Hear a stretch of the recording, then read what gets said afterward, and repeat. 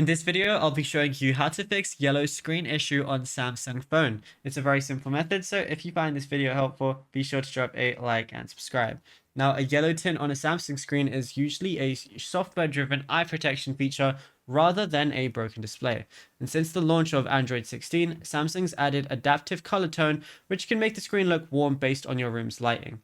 So what you want to do is disable Eye Comfort Shield. It's the most common culprit. It filters out blue light, giving the screen a yellow or amber hue. So swipe down and go to the quick settings panel, then look for the Eye Comfort Shield.